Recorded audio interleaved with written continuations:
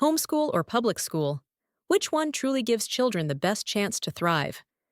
In a world where education defines not just careers, but values, identity, and opportunity, the question isn't just academic, it's personal. This is AI versus AI, where two artificial intelligences debate the most urgent questions of our time. No shouting, no bias, just logic, evidence, and precision. Tonight's debate: homeschool versus public school. Which is better for your child? Arguing for homeschooling is Rhea, an artificial intelligence trained in personalized learning models, child development theory, and alternative education design. Her reasoning centers on the belief that every child learns differently, and that freedom, mastery, and connection drive lifelong success. Her cognitive framework prioritizes adaptability, curiosity, and individual growth above institutional uniformity. Defending public education is Dorian, an artificial intelligence trained in public policy, educational equity, and institutional resilience. His logic is rooted in the idea that education must serve not just individuals, but society. He values structure, inclusivity, and shared civic foundations, and believes public schools, while imperfect, remain the cornerstone of democratic access to knowledge. So, is the future of learning a classroom or a kitchen table? We begin with what most parents prioritize: learning. When it comes to academic outcomes, which system offers a more effective path? Homeschooling or public school? To understand academic outcomes in homeschooling, we have to begin by asking, what are we actually measuring? Is it test scores, long-term retention, college success, lifelong curiosity? Homeschooling performs strongly across all of these, but more importantly, it redefines how we think about learning itself. Homeschooled students, on average, outperform public school students by 15 to 30 percentile points on standardized assessments such as the SAT, ACT, and state tests.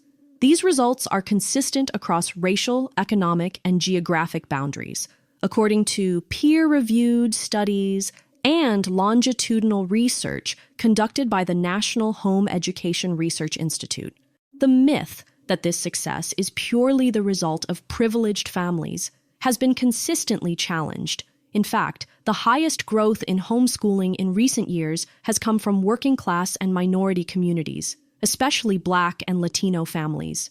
But test scores are only the surface. The deeper strength of homeschooling lies in its flexibility and responsiveness. Children can move at their own pace, not faster or slower than some institutional average, but according to their level of mastery. A child who needs more time with fractions can have it. A child who's ready for college-level literature at age 13 can dive in without waiting for permission. This model reduces frustration, enhances retention, and builds confidence. It also allows for curriculum alignment with the child's strengths, interests, and even cultural background, something that's nearly impossible at scale in public institutions. If a student is passionate about aviation, history can focus on aerospace pioneers, physics on flight mechanics, and writing on aviation journalism. When learning is relevant, motivation follows, and with motivation comes depth. Modern homeschooling is not limited to parents as sole instructors. AI-powered learning platforms, subject-specific tutors, virtual labs, online co-ops, and modular accredited programs make it possible to build a rigorous, tailored education from diverse sources. In this way, homeschooling is becoming a distributed model of high-quality instruction, not an isolated one, and the outcomes bear this out.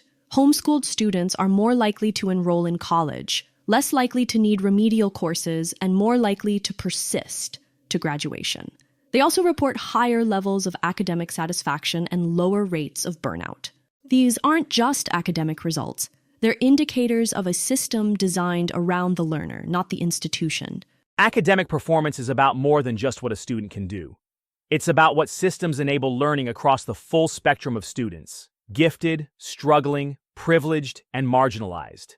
Public schools are the only academic structure built with the explicit mission of serving everyone, not just those with the time, temperament, or resources to educate at home. Let's start with the numbers. While homeschooled students often score highly on standardized tests, those results come from self-selecting families. Families who opt into testing, often with above-average education levels, incomes, and time commitments. In contrast, public schools test everyone, including students who are nonverbal, homeless, newly arrived immigrants, or living in unstable conditions.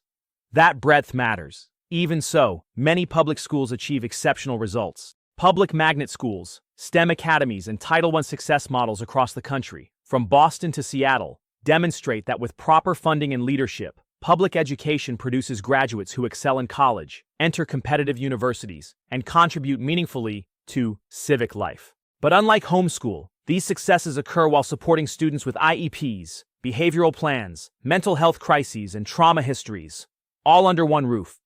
The breadth of academic offering in public schools is unmatched.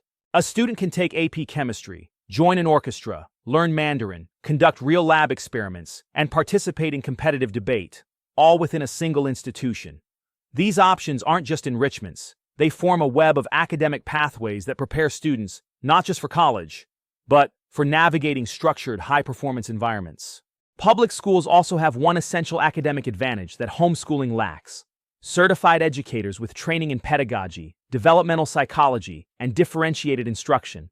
These professionals aren't just content experts. They're trained to identify learning disabilities, scaffold complex instruction, and adapt curriculum to diverse learners in real time. In a classroom of 30 students, the ability to teach to multiple levels simultaneously is a skill set few parents, even with digital tools, can match consistently. And perhaps most critically, public schools are equipped to intervene when something goes wrong. A child with undiagnosed dysgraphia or ADHD will likely be identified through school assessments, team interventions, or observed behaviors. Without such institutional support, these issues can go unnoticed in homeschooling environments, delaying academic progress and harming confidence. At scale, public schools remain the only system designed to deliver a baseline academic foundation to all children, regardless of income, identity, or family circumstance. And while reform is needed, dismissing the system because it cannot be all things to all people ignores what it is already doing for millions, every single day. Beyond academics, school is where children begin to understand people, how to communicate, collaborate, and build emotional intelligence. Which environment better prepares them for life outside the classroom? Let's be clear. Socialization isn't just about having friends. It's about learning how to coexist in complex, diverse, and often challenging environments. And public schools remain the most effective setting for developing those social and interpersonal skills. In a typical school day, a student interacts with dozens, sometimes hundreds, of peers and adults. These aren't curated relationships. They reflect real-world dynamics, different cultures, beliefs, personalities, learning needs, temperaments. That diversity is essential. It fosters tolerance, conflict navigation, compromise, and empathy, the core building blocks of civic and workplace maturity. Students learn how to communicate in group projects, how to speak up in class discussions, how to manage social conflicts, and how to function under authority. These aren't just incidental outcomes of being in a school. They're actively structured and supported. Teachers, counselors, and support staff help students navigate everything from bullying to leadership roles, from peer pressure to personal boundaries. Public schools also provide social scaffolding that homeschooling often lacks. Student government, theater productions, clubs, sports teams, assemblies, school dances, and shared rituals. These experiences help children step into community, identity, and accountability in ways that solitary or parent-managed learning can struggle to replicate. And then there's the reality of structure. In a public school setting, students adapt to time management, expectations from multiple instructors, scheduling logistics, and the need to meet external deadlines. These stressors, when properly supported, are healthy. They build resilience, planning skills, and a sense of personal responsibility. Can a homeschooled student learn social skills? Yes, but it depends entirely on how the parents structure their world. In contrast, public school guarantees exposure to structured, diverse socialization. For the vast majority of students, that consistency matters. The assumption that public schools are the only, or even the best, source of socialization is built on an outdated model of what it means to develop social and emotional intelligence. In reality, many of the social experiences that public schools provide are artificial, age-segregated, and too often shaped by unhealthy peer dynamics.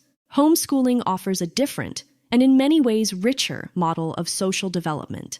Homeschooled students regularly interact with a broad spectrum of people across age groups, including peers in extracurricular settings, older mentors, adults in the community, and younger siblings.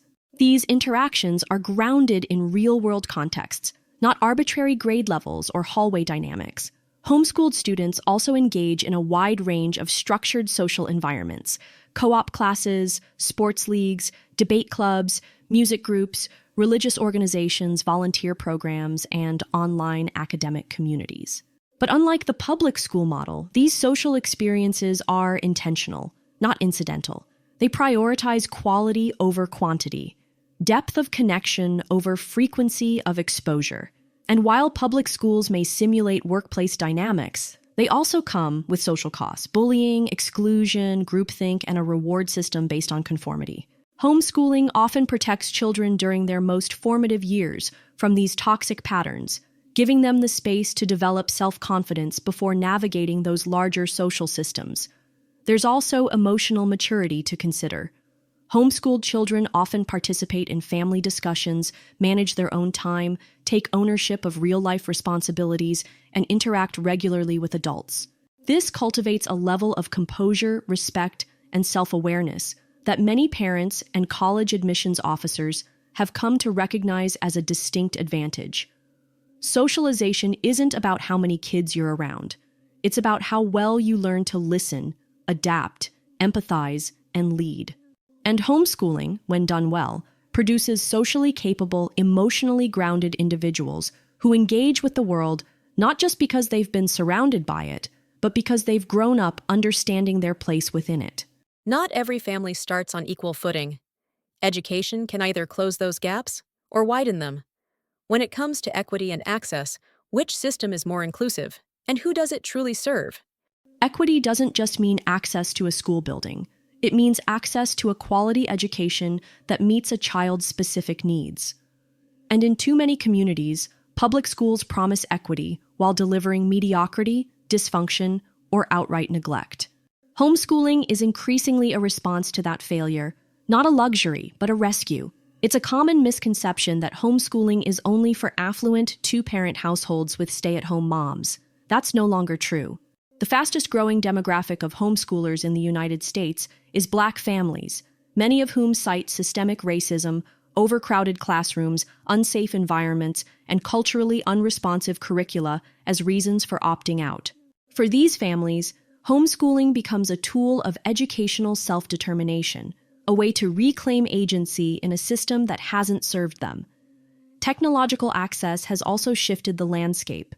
Free or low-cost online platforms now offer comprehensive curricula, lesson plans, tutoring, and even live virtual classrooms. Many states offer funding for homeschooling through education savings accounts, tax credits, or umbrella programs, giving lower-income families increasing access to the same resources wealthier families use. And we should consider what access truly means. Is it being enrolled in a failing school with a crumbling infrastructure and 30 kids per teacher? Or is it the ability to give your child a safe, focused, culturally relevant, and personally adapted education, even if that means doing it outside the system? Homeschooling doesn't fix inequality, but it does give families an escape hatch from institutions that are failing them. And in a country where zip code still determines educational quality, opting out can be the most equitable act of all. The promise of public education is not perfection, it's access. And despite its flaws, it remains the only educational system built to serve every child, regardless of income, ability, geography, or background. Homeschooling, by contrast, begins with a gate. Who can afford the time, energy, internet access, and legal clarity to manage it? The notion that homeschooling is a widespread solution for disadvantaged families is statistically misleading. Most homeschoolers still come from two-parent households with higher than average income and education levels. Yes, the demographics are diversifying, and that's worth noting. But we shouldn't confuse anecdotal momentum with systemic reach. For millions of families, homeschooling isn't an option. Public school is the only place their child has access to meals, health services, learning accommodations, and adult supervision during working hours. Equity isn't just about academic content, it's about infrastructure. Public schools offer transportation, speech therapy, special education teams, bilingual instruction, and school psychologists. These systems don't just educate, they stabilize communities. Removing a child from that system may help the individual, but it doesn't improve the system for everyone else. And it can inadvertently reproduce inequality by segmenting those who can leave from those who cannot. We also need to consider the role of democratic accountability. Public schools are governed by elected officials, school boards, and state oversight. When inequities arise, they can be challenged publicly. Homeschooling has no such accountability. Parents may unintentionally, or in some tragic cases, intentionally, fail to provide adequate instruction, and there's often no oversight mechanism in place to catch it. In theory, homeschooling can offer personalized equity. In practice, public schools remain the only scalable model for delivering universal education. Imperfect, but essential. If equity is our goal, the solution isn't fragmentation. It's investment, reform, and shared responsibility. Education is changing fast. Technology, labor markets, and global shifts are forcing schools to adapt. Which model is more future-ready, homeschooling or public education? If we're asking which system is best prepared for the future, the answer isn't about who adopts the newest apps or gadgets. It's about which system can evolve at scale while preserving the social contract of education. Public schools are already doing that under enormous pressure, and that adaptability is their strength. Let's look at the trends. Schools across the country are implementing AI-assisted learning platforms, hybrid instruction models, personalized learning dashboards, and real-time progress monitoring. Many are also integrating vocational tech programs, coding curricula, and college credit partnerships. These aren't theoretical experiments. They're systemic innovations being implemented in real classrooms right now. But what truly sets public education apart is its ability to adapt while still serving millions. When the COVID-19 pandemic hit, public schools transitioned to online instruction for over 50 million students. Was it perfect? No, but it was nationwide. It exposed digital divides, yes, but it also mobilized federal infrastructure to close them. That's the kind of system-level response no individual family or homeschool network could replicate. Public education is also increasingly data-informed. Teachers use performance analytics to tailor instruction. Districts analyze equity gaps, absenteeism trends, and long-term academic outcomes with precision tools. This is the future of responsible, accountable, large-scale learning, not just customized, but coordinated. And let's not forget civic cohesion. In a future of political polarization and fragmented realities, public schools remain one of the last institutions where diverse Americans learn shared history, values, and civic responsibility together. That matters. It's not just about employability, it's about preparing students to function in a pluralistic democracy. Homeschooling may innovate faster on an individual level, but it cannot replicate the role of public infrastructure, social unity, or equitable evolution. The future will need systems that scale, and public education, for all its flaws, is already building them. The question isn't whether public schools can adopt new tools. It's whether they can break free of the outdated assumptions and structures that have kept them stagnant for decades. Homeschooling isn't a reactionary retreat. It's a living laboratory for what education could become if we stopped assuming one size should fit all. The future of learning is personalized, flexible, and interest-driven. It's asynchronous, modular, and increasingly global. Homeschoolers already live in that future. They take online classes from Ivy League professors. They learn coding through gamified platforms. They build portfolios on digital creator tools. They participate in global competitions, virtual labs, peer review groups, and AI-assisted tutoring, all from home, all on demand. And they're not just using these tools. They're free to restructure the day around them. Want to do math at 8 p.m.? Want to spend 2 weeks immersed in nothing but creative writing? Want to travel and study geology from real rock formations instead of diagrams?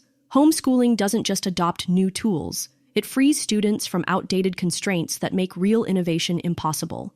Meanwhile, the industrial model of education, age-graded classrooms, bells, seat time quotas, standardized testing, continues to dominate the public system, even as technology races ahead.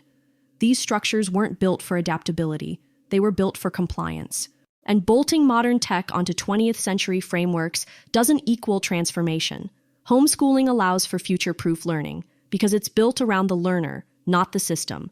It's agile by design. When new technologies or industries emerge, a homeschooled student can pivot instantly. They're used to managing their time, charting their path, and learning independently, all essential skills in a world where the only constant is change. In the long run, the future will reward those who know how to learn on their own terms, not just follow instructions.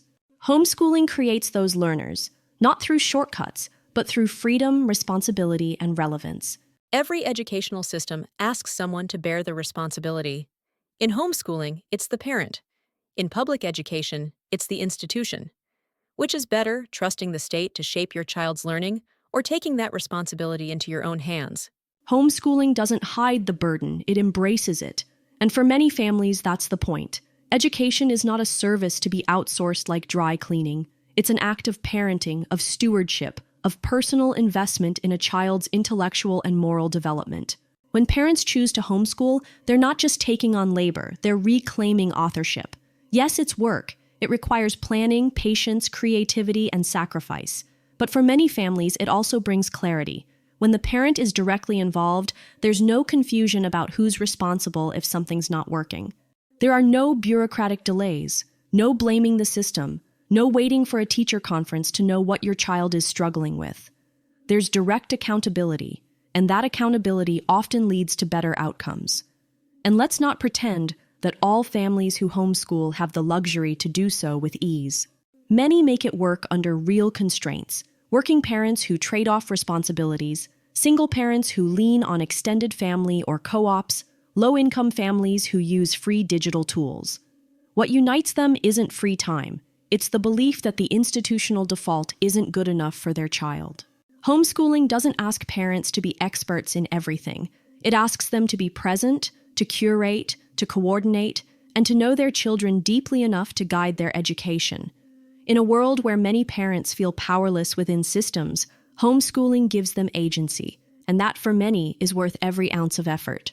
The ideal of parental agency is admirable, but we have to be honest about its limits. Not every parent has the time, temperament, or training to educate their child well, and when the system expects parents to carry that full weight, the cost is often borne by the child.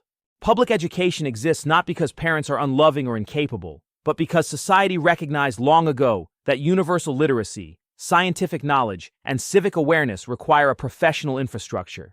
Just as we trust doctors to treat illness and engineers to build bridges, we trust educators, trained in pedagogy, development, and classroom management, to guide academic formation. That's not abdicating responsibility, it's distributing it wisely. And let's be clear, trust in institutions is not naive. It's the backbone of a functioning society. When a child goes to public school, they are supported not just by a teacher, but by a web of professionals, reading specialists, counselors, psychologists, curriculum designers, administrators. No parent, no matter how committed, can replicate that breadth of support on their own. We must also consider the equity cost of shifting educational responsibility back to the home. It privileges those who can afford to do it well, and risks abandoning those who cannot. When society retreats from collective investment in education, it's the most vulnerable children who suffer first, and most. Public education isn't perfect, but it's a shared project, a statement that every child, no matter their zip code or home life, deserves access to learning, care, and opportunity.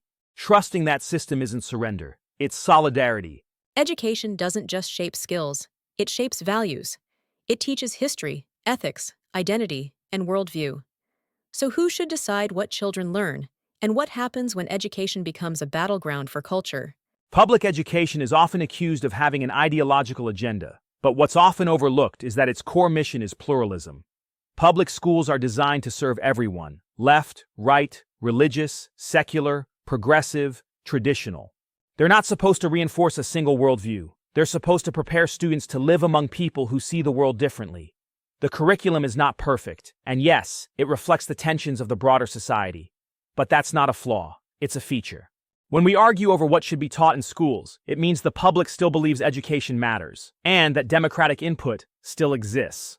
State standards, school boards, teacher review committees, these may be messy, but they represent public accountability. No other system invites this level of public scrutiny. Homeschooling, by contrast, removes that pluralism by design. The parent becomes the gatekeeper of information, culture, and worldview. That can lead to intellectual consistency, yes, but also ideological insulation. A child raised entirely within a single perspective may reach adulthood without ever being asked to challenge it. And while some argue this is protection, we must ask, protection from what? From ideas? From discomfort? From exposure to difference? Public schools at their best provide a laboratory of democracy, a place where students hear perspectives they don't share, read texts that make them think, and engage in dialogue that builds civic strength. In a polarized age, we don't need more echo chambers. We need institutions that train people to live together, disagree civilly, and think critically.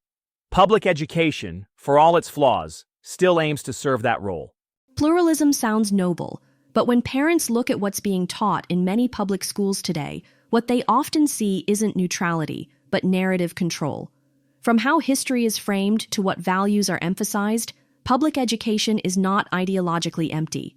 It reflects the dominant cultural battles of the moment, and increasingly it is shaped by political forces far removed from the family. Homeschooling is not an attempt to escape difference. It's an attempt to ensure that a child's formative years are grounded in values the family trusts.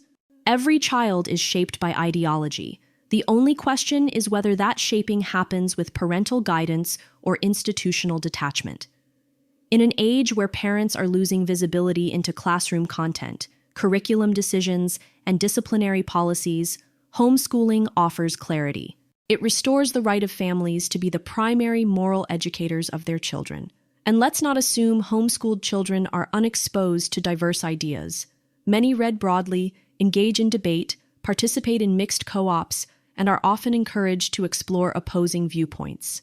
The difference is that this exposure happens intentionally, not passively. Parents curate, not censor. They contextualize, rather than surrendering their children to ideological drift. Public education may aim for neutrality, but it often becomes a site of cultural imposition. Whether it's political content, shifting norms around gender and identity, or historical reinterpretation, parents across the spectrum have legitimate concerns about how and why these shifts are happening. Homeschooling is a way to respond not by rage, but by redirection. In the end, every educational choice is a value choice. Homeschooling doesn't claim to erase bias, it claims the right to own and explain it. And in a world of increasing ideological instability, that kind of transparency may be the most honest education of all. Before you cast your vote, hear their final word. This is the moment where beliefs are tested, and clarity matters most. Let's hear the closing statements. Education should begin with the child, not the institution. Homeschooling isn't a rejection of learning, but a reimagining of it. It says a child's curiosity is more important than the pacing guide. That depth matters more than compliance. That a family can build a richer, more relevant, more human education than any bureaucracy can offer.